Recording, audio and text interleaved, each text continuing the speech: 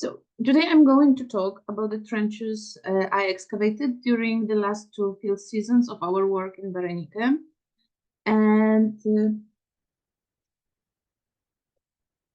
these were trenches 157, which is here, 158, the trench here, and 159, which is here. Two of them, 157 and 159, were excavated in 2023, and trench 158 was excavated in 2024. One of those trenches, 159, was located in the northern part of the site called N1. This trench is here.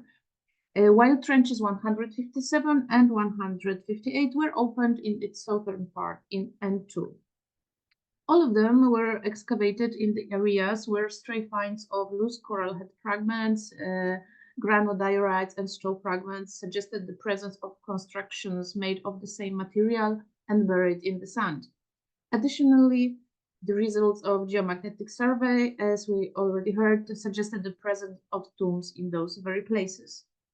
Trenches 157 and 159 focused on ancient tombs, whereas the trench 158 was larger, as you can see, and covered also the tomb surroundings. Let's start with the tombs. Like most of the tombs on the necropolis, they were constructed on the bedrock and oriented west-east. Their dimensions varied slightly, and the tomb from trench 158 was the biggest, and the entrance was always located in the eastern wall.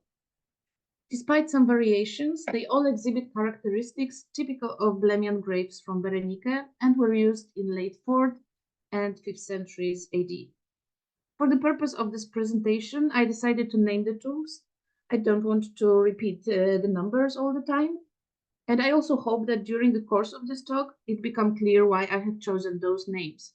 So I'm going to be talking about the modest grave, the two floors tomb, and the rich tomb. All of the tombs had 4 rough-faced walls made of locally available coral heads or their fragments, arranged in regular horizontal courses. In their corners, anhydrite ashlars were placed. You can see ashlars here on this photo or here on this one. During the construction of the walls, wooden door frames, thresholds, or probably wooden doors were installed, as evidenced by finds of wooden beams placed between successive rows of coral heads, forming the eastern wall of the modest grave.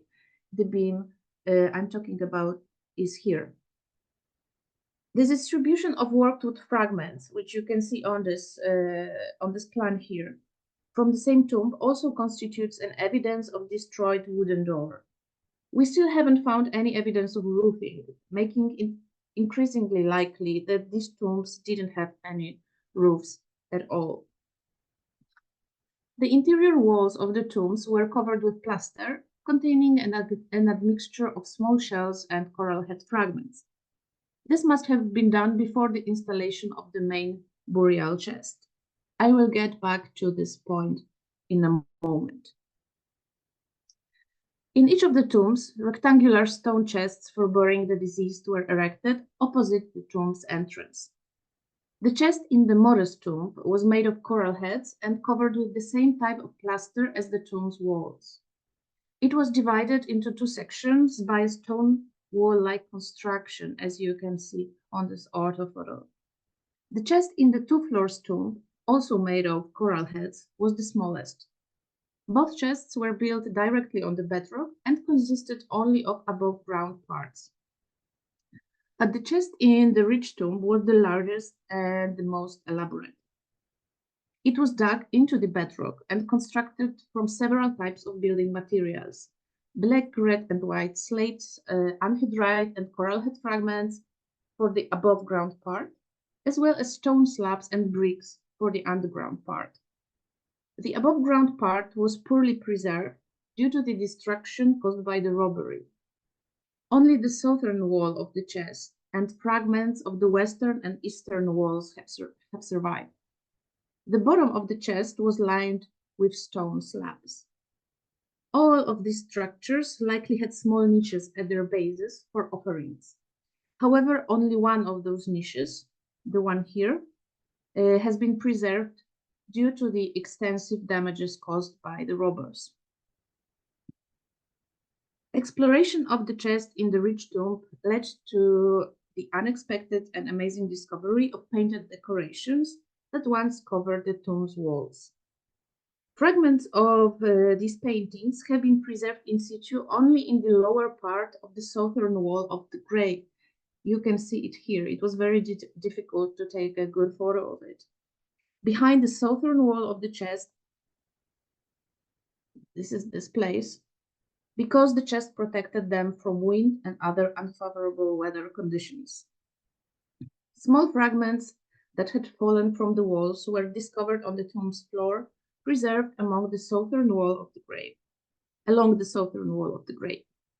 These fragments of plaster are red, black, white, cream, or yellow, along with fragments of decoration featuring black lines.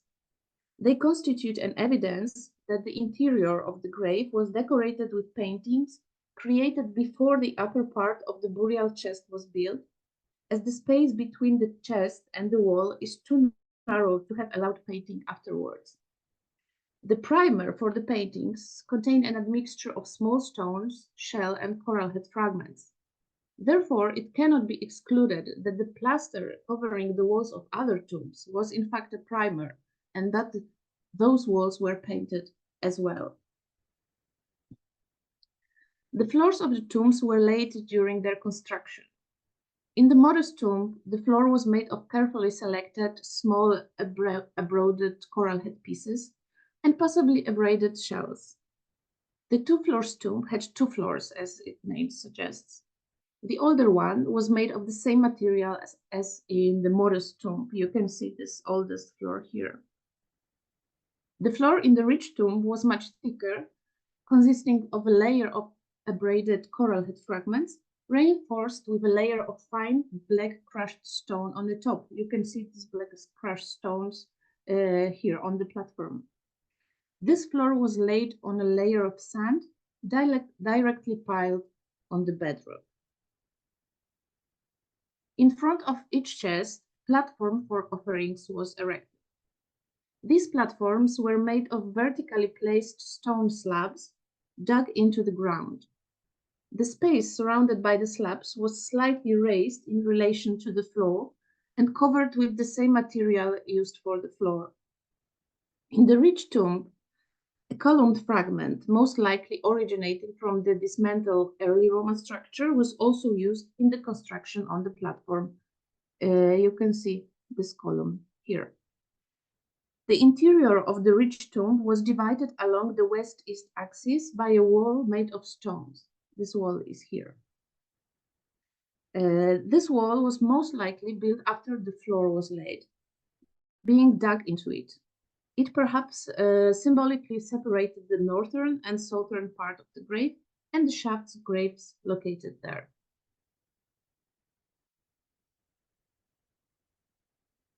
These shaft graves were situated in the northern and southern part of the tomb. The shaft of the southern grave was better preserved, with its walls made of vertically placed stone slabs and another slab forming its floor. The slate covering the shaft hasn't survived.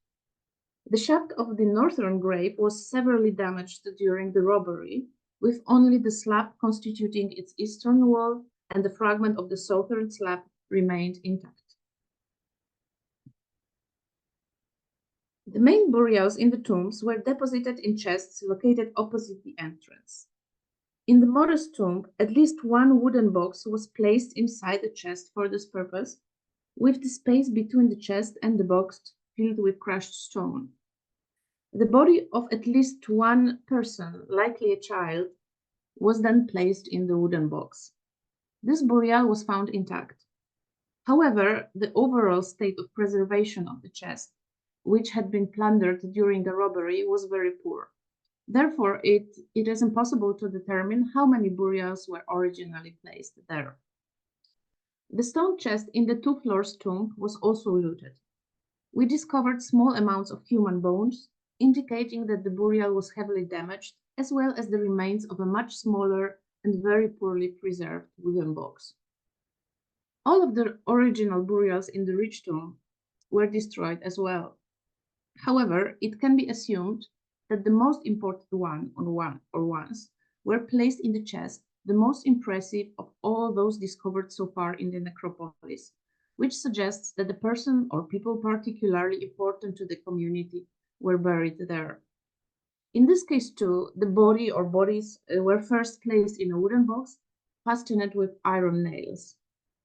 The next two burials, placed in the southern and northern shafts, were completely destroyed.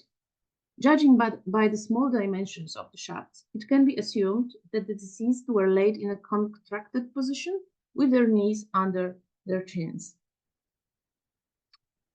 Before closing the chest, an Eastern desert ware cup was placed in its corner between the wooden box and chest's wall. During its discovery, it was found upside down, and it was most likely deposited that way. The discovery suggests that at least some of these types of objects were intended for the deceased rather than for performing rituals. Among the preserved items were also beads, including silver ones.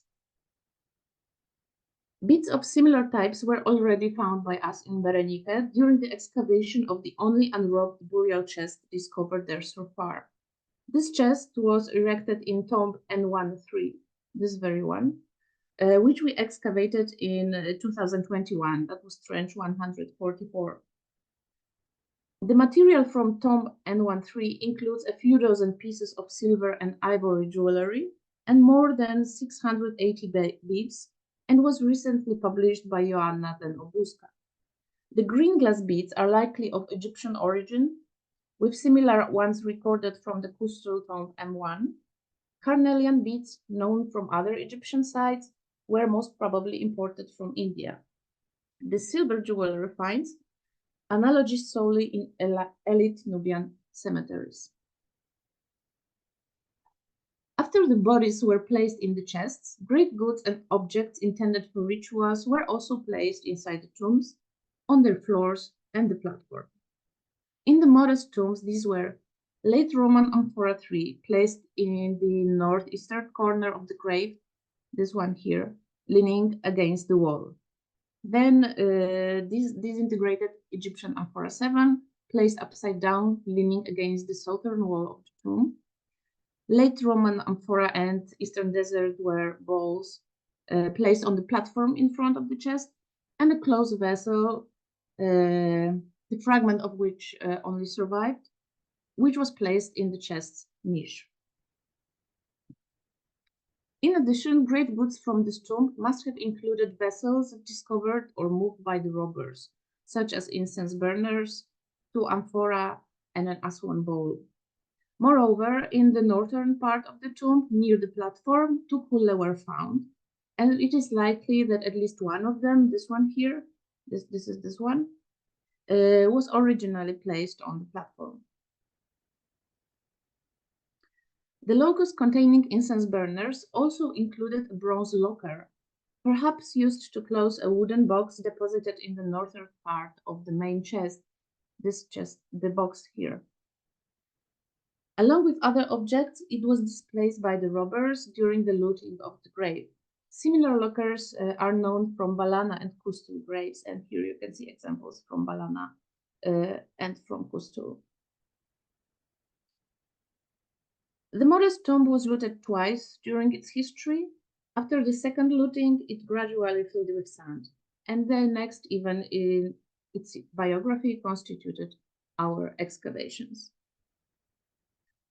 In the case of the 2 floors tomb, the offerings placed on its older floor and the platform included a heavily disintegrated late Roman amphora 3, exposed in the northeastern corner of the tomb, this one here. Amphora late Roman 3 found in the northeastern part of the tomb, this one. Disintegrated Egyptian amphora 7 discovered under the northern wall, and the kulla discovered in the northwestern part of the tomb. All of them were originally leaning against the tomb's walls. The next deposit consisted of 4 vessels, 3 amphoras and a cula, placed between the northern wall of the grave and the northeastern corner of the platform. At least 2 vessels were deposited upside down, and one had a deliberately made hole. This is this one here. One vessel retained traces of coal and burning, indicating it was used not as a container for liquids, but as incense burner. A glass bowl and an Eastern Desert cup were placed on the platform. The Eastern Desert cup contained traces of embers and burning offerings. In the next phase of the grave's use, the white coral floor was covered with a second, younger floor made of fine black gravel. This is the gravel from the floor, and you can see here the remains of the second floor. This new floor, which also covered the platform in front of the chest, was laid without removing the deposits previously placed on the platform, which is very interesting, most likely for ritual or magical reasons. Although this floor was poorly preserved, it seems likely that it also covered the stones of the platform, encompassing its entire structure. The purpose of this floor might have been to accommodate new burials and symbolically separate the old burials from the new ones. On this floor, we discovered the remains of the burials of 2 people, preserved as partially intact skeletons. The lower parts of the bodies, mainly the legs, were preserved in their anatomical arrangement, while the upper halves were destroyed during the break-in. The deceased were placed on their backs, aligned on a west-east axis, with their heads facing west. They were most likely placed on boards, perhaps in the wooden box. 2 large boards were found at the height of the femurs in the northern burial. You can see them here, here, and here. But they crumbled to dust during exploration. The bones of the deceased were buried or mixed with coral heads from the walls, which were thrown on them by the robbers breaking into the tomb, causing significant damage to the bones. And this is the general distribution of bones fragments from this tomb. The robbery phase is associated with Locus 10, which primarily consisted of rubble created by robbers who broke into the grave shortly after the second burials. During the break-in, not only were the bodies of the deceased damaged by stones thrown from the chest and walls, but the stone chest itself, the fragments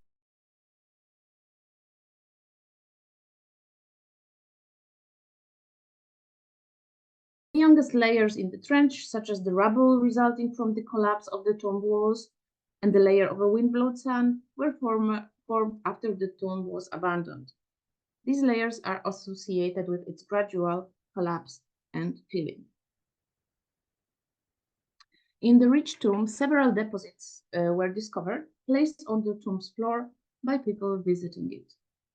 They included the deposit of vessels on the grave floor in the corner formed by the southern wall of the tomb and the platform in front of the chest, this one here. It included 2 kulla, an Egyptian amphora 7, and an Eastern Desert type cup. On one of the kullas, an inscription as well as a swastika symbol were placed. Additionally, an Aswan bowl was deposited on the platform in front of the chest, here, and this bowl was discovered lying upside down. The most interesting deposit consisted of vessels and ritual objects and was unearthed in the southwestern corner of the grave. The deposit is not from a single period. Some objects were clearly placed higher than others on the occupational layer that formed in the meantime. This indicates that these items were added to the deposit during separate visits to the tomb, spaced apart in time. The deposit included 22 objects, including bones, Aswan bowl, jugs, lamp, miniature Eastern Desert bowl, this one here, Egyptian amphora 7, late Roman 3 amphora, Western Desert keg, and a glass bowl. In this deposit, a particularly notable item is a zoomorphic bottle in the shape of a crocodile, handmade and unique among finds from the region. It may represent the crocodile god Sobek or Ptiris. Another new element in the tomb deposits, not previously seen in the graves of Berenike, are clay figurines depicting symbolic representations of humans with marked gender characteristics.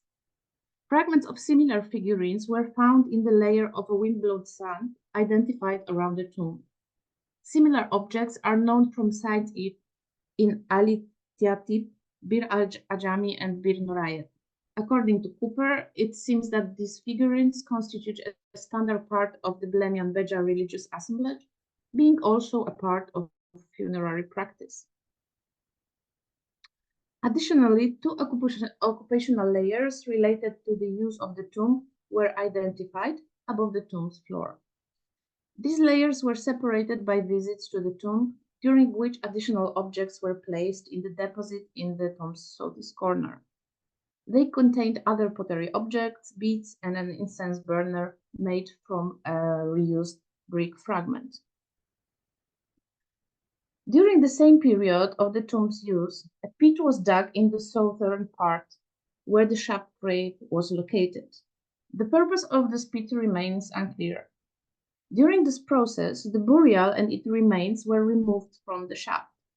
The pit was then filled with sand, mixed with fine gravel and stones.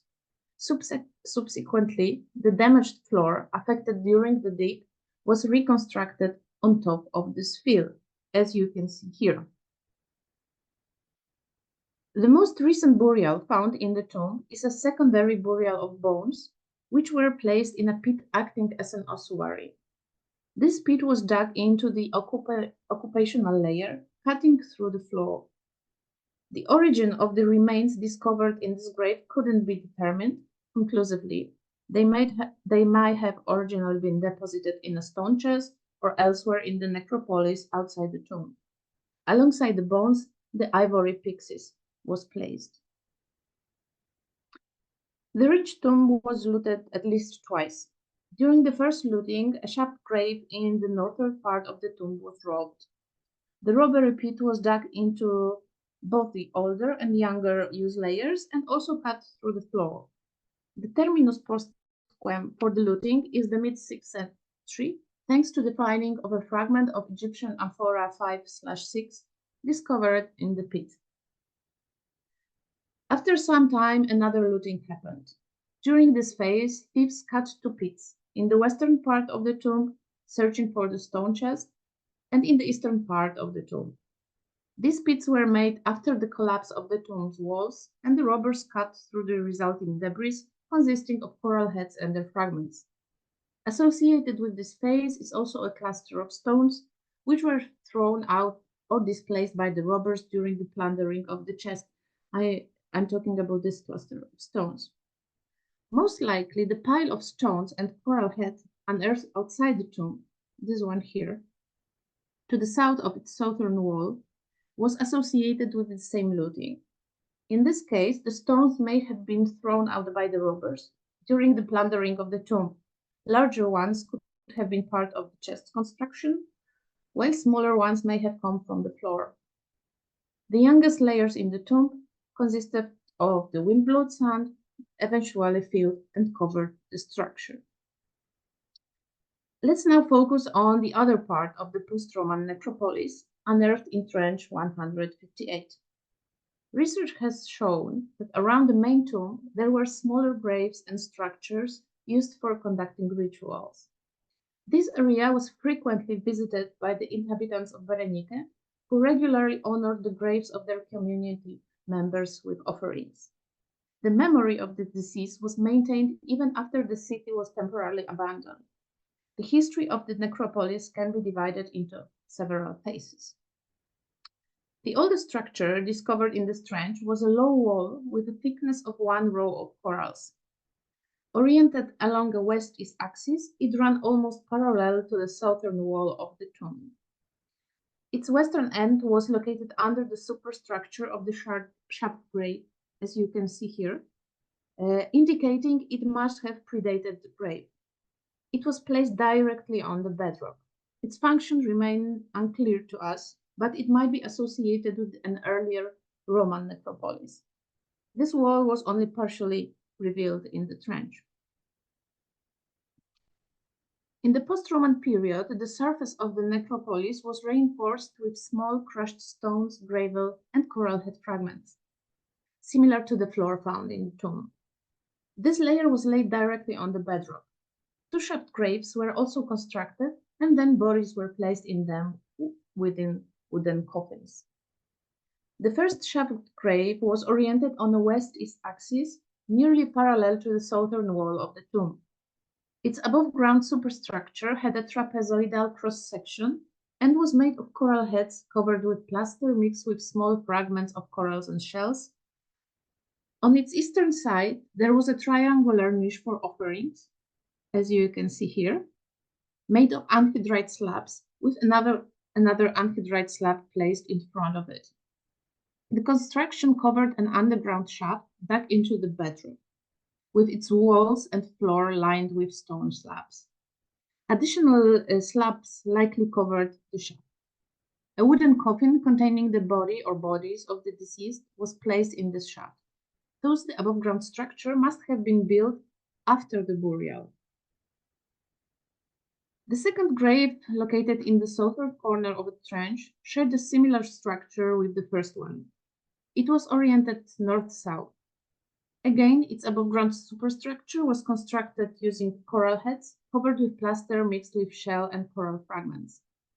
Positioned on the northern side was a triangular niche crafted from anhydrite slabs for offerings. The above-ground structure suffered severe damage and collapse. Stone slabs, which likely covered the burial, were expected to separate it from the shaft, although only one slab had survived. You can see it here. The underground section was much deeper than in the first grave. It is highly probable that a wooden coffin containing the body or bodies of the deceased was placed inside it as well. However, these remains didn't survive due to the damage inflicted during the grave's robbery. Both graves were built at the same time as the burials they were meant to contain, and the construction was finished only after the deceased were interred within them. The design of the above-ground superstructure, resembling a stone mound, might have been intended to evoke tumuli. The triangular niche for offerings is also a typical feature of burial chests found in tombs. These above-ground elements were positioned at the same level as the surface of the necropolis. Shortly after the deceased were laid to rest in the shaped graves, the initial offerings were placed in the niches of the above-ground structures. In the first one, an eastern reservoir cup was deposited, this one here, and in the niche of the southeastern grave, incense burners and an Aswan bowl were placed. One of the incense burners was found within the niche, as you can see, along with the bowl. The other was uncovered upside down in front of the niche, where it was most likely originally positioned. Soon after these graves were constructed, they were targeted by looters. The robbers dismantled parts of the superstructures to access the burials. In the case of the grave closer to the main tomb, they also dug a small pit into the bedrock on the south side of the grave. This resulted in the complete scattering of the bones originally placed in the grave. Over time, both this pit and the entire shaft became filled with sand blown by the wind. The origin and timing of the concentration of stones covering the fill of the pit in its western part, this part here, remains unclear, as well as whether it was intentionally arranged. It is possible that it was an effort to repair the superstructure damaged during the robbery. Similarly, in the case of the southeastern grave, the above-ground structure was partially dismantled by the robbers. During the robbery, some of the stone slabs forming the shaft were placed outside on the west side of the grave. These are those slabs forming a rubble pit. Perhaps around the same time as the shaft graves were constructed, 4 freestanding structures were also erected at the surface of the necropolis. They comprised of stone slabs positioned on coral heads, and their sides were coated with the same type of plaster as the grave superstructures. Evidence of burning was discovered on one of them, suggesting its use as either an altar or as incense burner. It is highly probable that all these structures served as altars or incense burners for offering rituals, similar to the later incense burner, which was crafted from a reused column. After its initial period of use, the necropolis was abandoned. This abandonment likely coincides with a time when the inhabitants of Berenike temporarily left the city, a period known as the hiatus. Evidence of this hiatus has also been found in layers uncovered in other parts of this port town. During the period of abandonment, some constructions and deposits in the necropolis were covered with wind-blown sand. After the inhabitants returned to Berenike, the necropolis was used again. During this later period, 2 grave offerings were placed in the niches of shaft graves on the layer of wind-blown sand, which covered the earlier deposits. These offerings included a stone incense burner with a preserved fragment of incense inside, placed in the niche of the first shaft grave, and the kulla deposited in the niche of the other one. At the same time, another freestanding incense burner made from a reused column was installed. This one here. The column was likely brought from a dismantled structure in the Roman city, and charcoal traces were found on its surface. At the same period, a rectangular structure was built to the northwest of one of the shaft graves. The tops of its walls were quite narrow, made from a single row of coral heads. The southern wall and parts of the western and eastern walls were heavily damaged. The inner walls of the structure were covered with white plaster mixed with shell and coral fragments, the same type of plaster covering the shaft graves. Given the narrow thickness of the walls, this structure was likely quite low, possibly roofless, and perhaps served as an enclosure space for conducting rituals. Its floor was made of a compacted layer of sand. After the second period of its use, the necropolis was abandoned again and covered with sand. Sometime later, the site was visited by people who sought shelter under the tomb wall, which protected them from the wind, to prepare food. Evidence of their visit was a food preparation place consisting of a bowl filled with charcoal fragments and a cluster of shells. We found 159 murex shells there, likely indicating that a meal was prepared there. Marine snails were not only a valuable source of purple dye used in antiquity for coloring garments, but also edible seafood. It is likely that these shells were cooked in a vessel, placed on a fire, kindled in the bowl, and then consumed. After this event, the necropolis was finally abandoned. The walls of the tomb and other structures had collapsed, and the whole area was covered with wind-blown sand.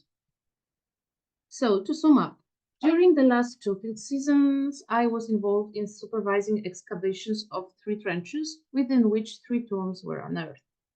These tombs exhibited several common characteristics, including their orientation from west to east, the presence of burial chests, platforms for offerings, similar construction materials, and floors composed of small stones and coral head fragments.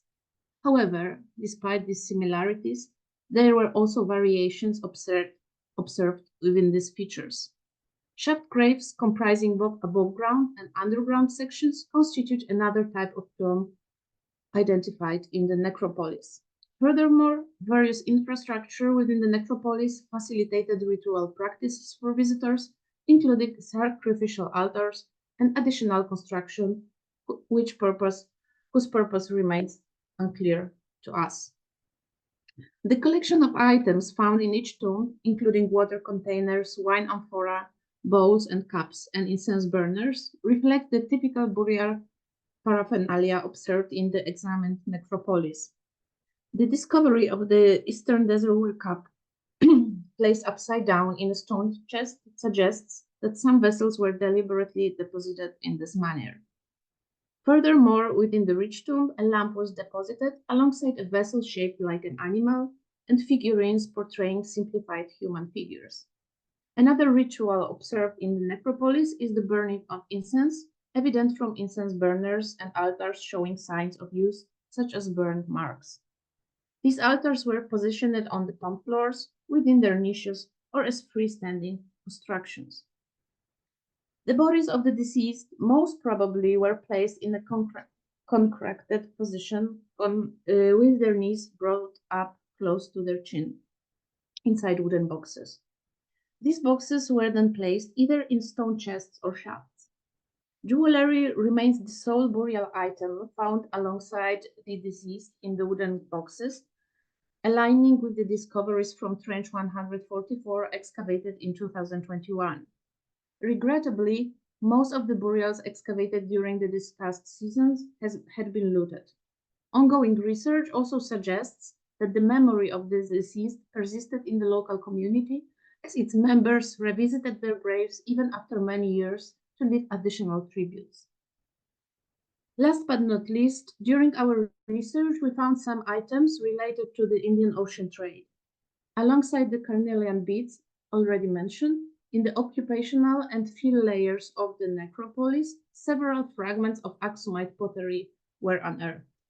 All of them were discovered outside the main tomb and might be residual. Thank you very much for your attention.